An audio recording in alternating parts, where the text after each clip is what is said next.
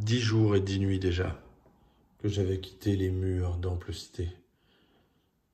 10 jours et 10 nuits sans retrouver une taverne, même si la petite pause à la porte des rois nous avait apporté un peu de réconfort, en tout cas à moi. Mais ça commençait à faire long.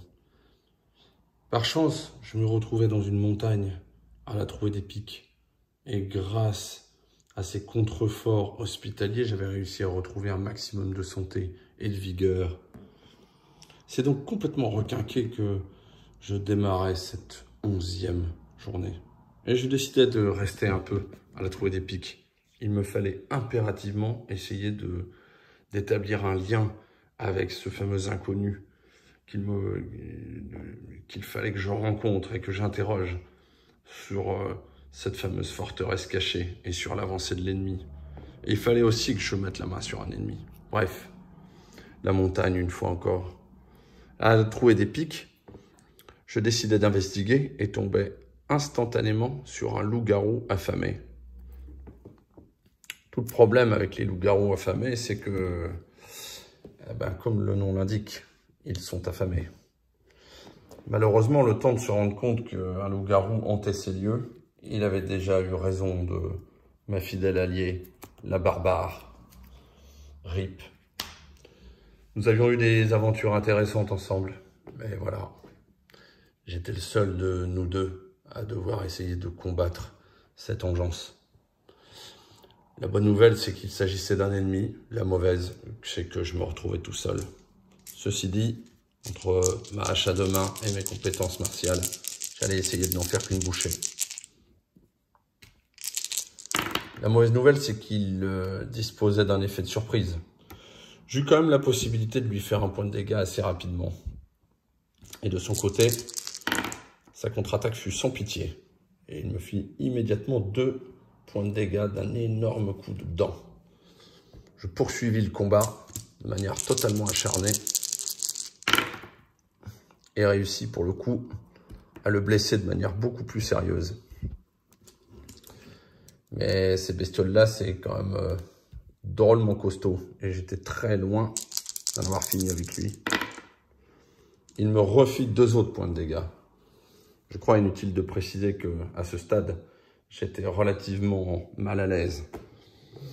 Et il était assez probable que je doive plutôt essayer de battre en retraite plutôt que d'essayer de m'acharner à le combattre. C'est donc ce que je fis. J'esquivais la fin du combat et je m'en allais essayer d'établir un campement au milieu de la montagne. Ça lui laisserait sûrement le répit de se soigner de tous les dégâts que je lui avais faits, mais j'essaierai d'en faire autant de mon côté. Et c'est ainsi que cette journée assez malheureuse prit fin, de manière impromptue. Lorsque j'établis mon campement, je régénérais évidemment une pièce d'or pour arriver à compléter ma bourse, même si j'aurais eu bien plus intérêt à continuer à profiter de ma collègue la barbare. Le repos que m'octroyaient les montagnes me leur permet de regagner un peu de santé et de vigueur, mais j'étais quand même pas très en forme, il faut bien le reconnaître. À ce stade, il y avait une grande chance que j'ai plutôt intérêt à aller me refaire une santé ailleurs, plutôt que continuer à essayer d'attaquer ce loup-garou affamé, qui était quand même extrêmement dangereux. Décidément, le combat n'était pas tellement avec moi, c'était assez clair. Quoi qu'il en soit, le temps que mon campement me requinque, une nouvelle région tombait à l'ombre. Il s'agissait en fait du Marais Maudit. Des pillards orques y avaient fait une sérieuse descente et cette région devenait également une hospitalière. À la vitesse où les choses avançaient, j'allais bientôt me retrouver complètement bloqué, incapable de bouger, ou en tout cas dans une situation difficile à résoudre. La bonne nouvelle là-dedans, c'est que les pillards orques étaient accessibles de là où je me trouvais, et ils étaient quand même beaucoup moins résistants que ne le sont des loups-garous, en particulier lorsqu'ils sont affamés. La mauvaise nouvelle, c'est que venir au Marais Maudit et tenter de s'y retrouver aurait été quelque chose d'assez compliqué avec le peu de santé dont je disposais. Je décidai donc d'employer la majeure partie de ma journée à me soigner. Le matin, je fis en sorte de panser en partie les blessures que m'avait causées le loup-garou, et l'après-midi, je fis la même chose.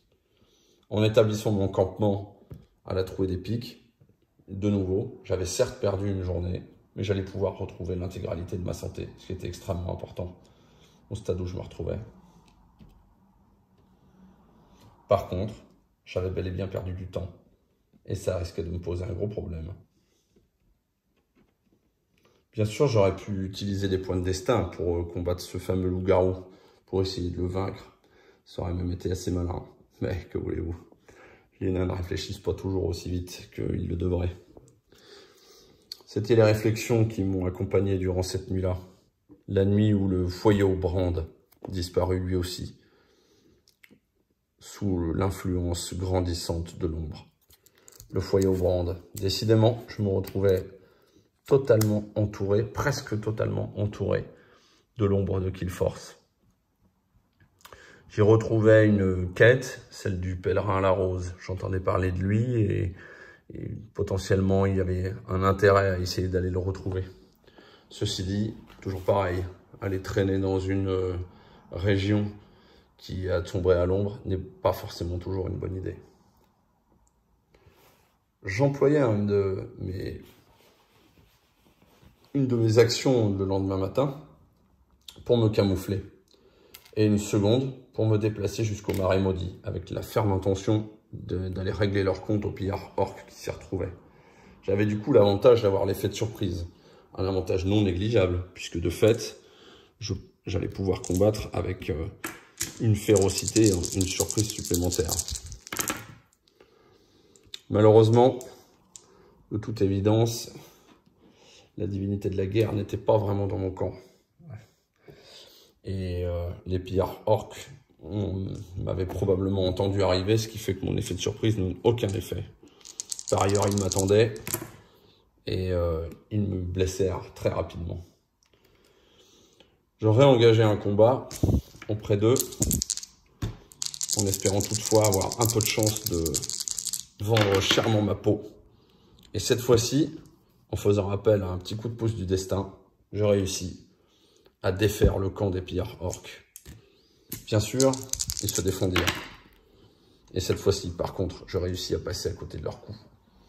C'était donc plutôt une bonne chose, car désormais, je pourrais raconter aux gens que je croiserais ce qu'il m'était arrivé et pourrais parler des rumeurs des ennemis humanoïdes que sont les pillards orques. Restait à savoir si j'allais plutôt essayer de les dépouiller de leur or ou plutôt essayer de fouiller leur camp. C'est cette seconde option que je retins. Tout simplement parce qu'en utilisant mon collier, j'avais pu je pourrais le soir régénérer une pièce d'or. En fouillant leur camp, je trouvais un parchemin de grâce. C'était une excellente chose car cela m'offrirait une possibilité d'avoir plus un en combat. C'est-à-dire cogner plus fort, tout simplement. Toujours utile quand on est un nain. J'employais la dernière énergie qui me restait durant la journée pour me déplacer à la tourbière du Cairn. Le lieu n'est pas particulièrement propice pour se reposer, mais en tout cas c'est beaucoup plus intéressant que de retourner en montagne affronter un loup-garou affamé lorsqu'on n'est pas complètement remis de ses blessures. Et c'est donc au niveau de la tourbière du Cairn que je terminais cette journée. De nouveau, la nuit tomba, et la nuit amena elle aussi une partie de l'ombre. La brousse, cette fois-ci, fut touchée de plein fouet par l'ombre. La brousse, à proximité de la clairière cachée, probablement que l'ombre était venue des terres désolées plus au sud, pour également envahir cette région. La bonne nouvelle, c'est que finalement, la météo redevint clémente. Et finalement, nous pourrions gagner un petit peu plus de possibilités pour nous déplacer en tant que héros. Je dis nous, j'étais resté toujours sur mes vieux réflexes de mes aventures avec ma barbare. Mais désormais, je me retrouvais bien seul dans ma tourbière du Cairn. Que faire pour cette nouvelle journée? Certes, je pouvais me déplacer gratuitement après avoir levé le camp, c'est-à-dire tout de suite. Mais était-ce vraiment la meilleure chose à faire? Profiter d'un déplacement est toujours bon. Mais après tout, il faut avoir une bonne raison de vouloir bouger. Malgré tout, c'est ce que je fis. Et j'ai décidé de me déplacer au nord, jusqu'à la forêt perdue.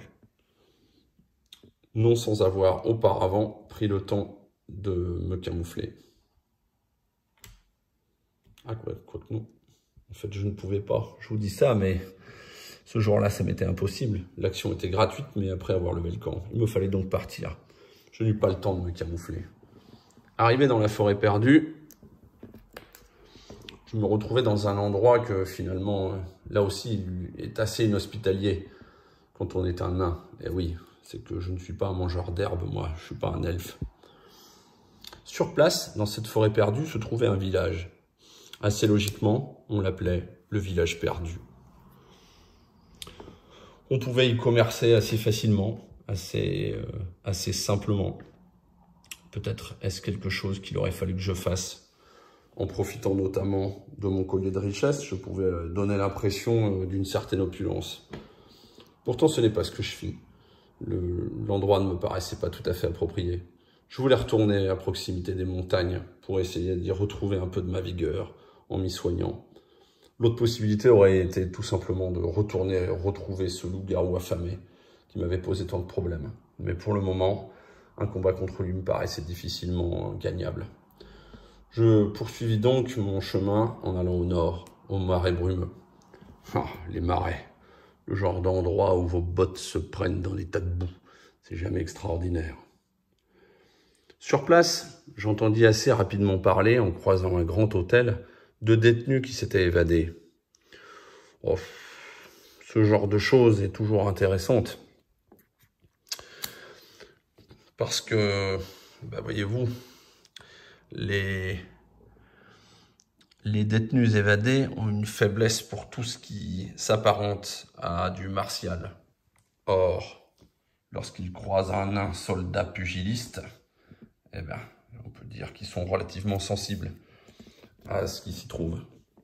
C'est donc assez logiquement que je réussis à les convaincre de me donner plus d'informations sur ce qu'ils faisaient là.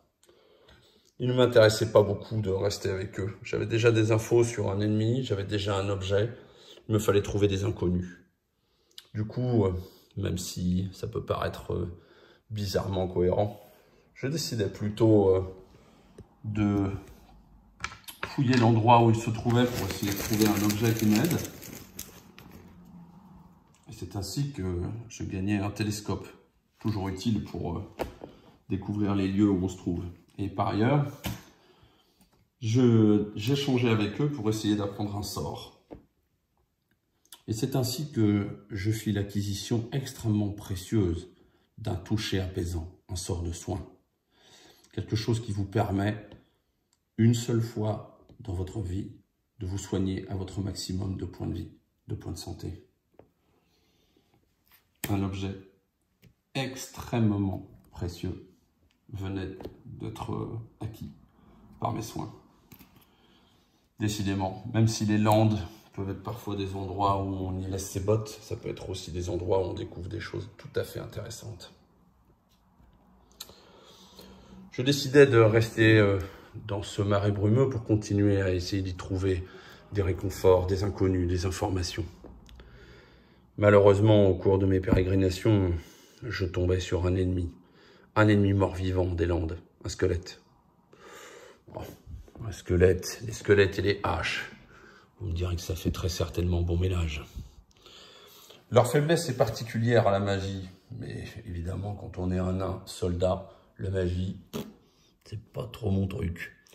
Donc, face à ce squelette, je suis finalement assez simple. Je me saisis de ma hache et compétence martiale en main, j'allais à l'attaque. Malheureusement, les squelettes, je croirais, si vous voulez, sont beaucoup plus prompts à l'esquive que ce qu'on aurait pu imaginer. Par contre, ils sont également mauvais à l'attaque. Ça, c'est une bonne nouvelle. Du coup, il me fallait continuer à essayer de les vaincre. Un deuxième coup de hache n'est pas plus d'effet que le premier.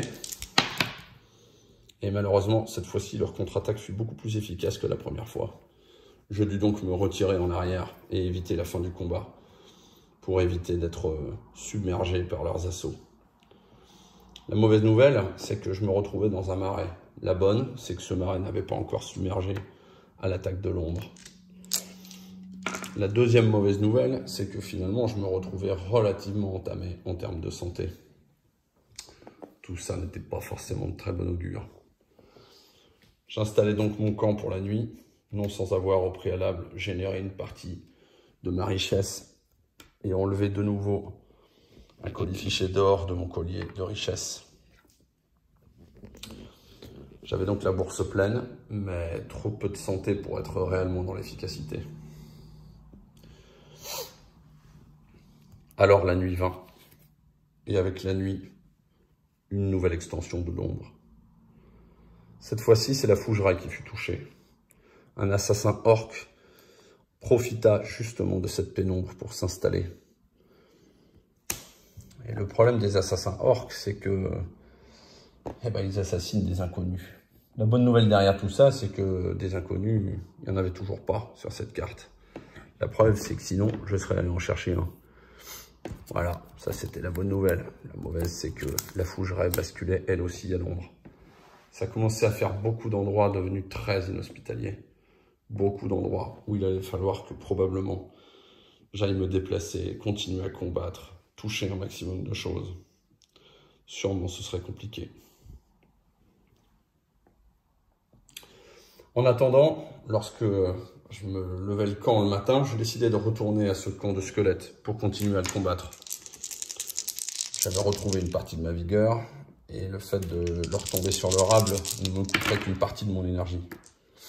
Par contre, ma hache à deux mains refusait toujours de rester bien ferme entre mes mains. Et ces saletés de squelettes continuaient à échapper à ma faucheuse. Par contre, leur contre-attaque continuait à devenir extrêmement pénible pour ma santé. Tentant le tout pour le tout, je décidais de porter un dernier coup. Mais j'ai eu la chance de pouvoir utiliser mon talent de pugiliste pour essayer de faire basculer le destin en ma faveur. Malheureusement, il ne voulut pas. Et donc, c'est bel et bien au destin avec un grand D que j'ai dû faire appel pour arriver à résoudre le problème de ces squelettes. Évidemment, ils eurent le temps de contre-attaquer. Et là encore, ils me portèrent un coup absolument terrible. La foi qu'il eût cru, jamais je ne pensais qu'un nain aurait autant de difficultés à défaire un simple squelette. Mais voilà, les choses sont comme ça. En fouillant le cadavre d'un de ces oubliés de la vie, j'espérais trouver quelque chose qui me permette de mener à bien mon aventure plus efficacement. Malheureusement, je tombais dans un piège. Et ce piège m'ôta la vie. Ou en tout cas, me rendit tellement estropié que je ne pus pas continuer mon aventure. Voilà pourquoi, moi, Tauren, je suis désormais reclus, estropié, à la porte des rois. Je n'ai rien pu faire pour empêcher le marquis de Souffrance et son ombre maléfique d'envahir notre belle contrée de Killforce. J'ai été faible. Oui, je vous l'ai dit, il n'y a pas de héros à Killforce. Il n'y en a plus. Y en a-t-il jamais eu d'ailleurs? Je ne sais pas, je n'ai pas lu assez de livres. Et de toute façon, maintenant, Killforce est tombé. Et je doute qu'on continue à en écrire d'autres. Peut-être d'autres héros sont-ils levés, dans d'autres lieux, contre d'autres maux. Je l'ignore, je l'ignorerai, je ne franchirai plus la porte des cavernes de la porte des rois. Je n'en saurai pas plus sur Killforce, je ne retournerai plus dehors. Je ne suis plus le nain que j'ai été.